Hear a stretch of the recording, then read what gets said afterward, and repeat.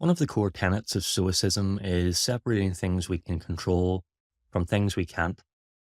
When we do this, we can apply ourselves to things we can actually affect rather than worry about things that we can't directly influence.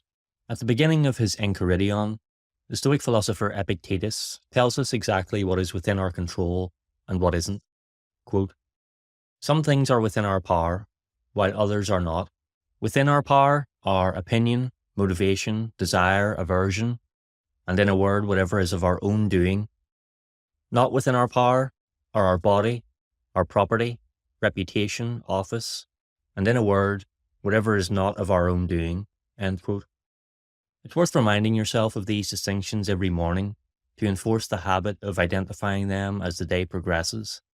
Because separating these matters, Epictetus goes on to say, is the chief task in life.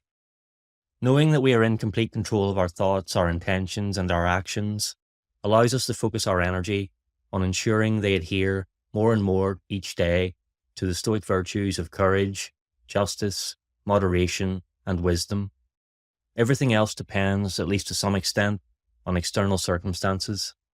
We can try to influence those things, but ultimately we do not have complete control over them. We can direct our best effort toward them, but we must ultimately accept that the outcome is out of our hands.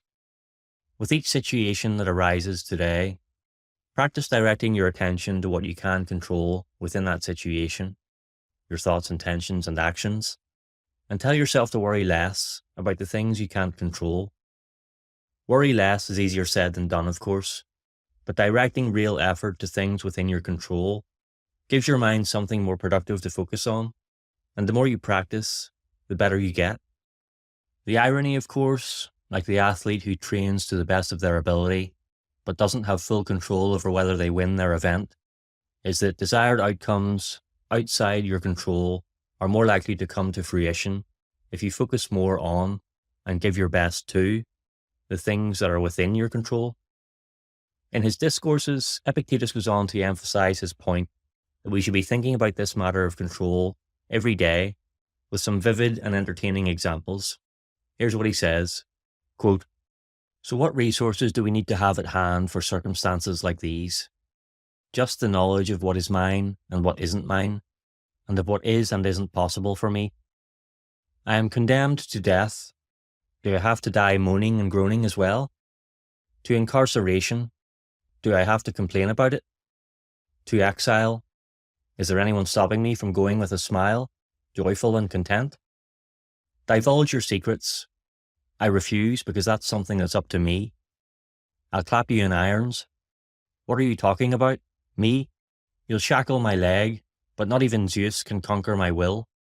I'll throw you in prison. My body. I'll cut off your head. Well, have you ever heard me suggest that I'm unique in having a non-detachable head? These are the ideas to which people who take up philosophy should apply themselves, which they should write about every day, and in which they should train themselves." End quote. So again, what Epictetus is saying is that we should contemplate daily the freedom of our will, the fact that no matter what happens, or what anyone else does, our thoughts and actions are our own, and no one else's. This knowledge of what is and isn't ours, and of what is and isn't possible for us, allows us to focus on the things we can actually affect. On the other hand, we're able to calmly assess the events, opinions, and circumstances that don't land within our sphere of control, and effectively say they're fine as they are. As Epictetus demonstrated, and as is worth keeping in mind as our day progresses, how we respond is always our own choice.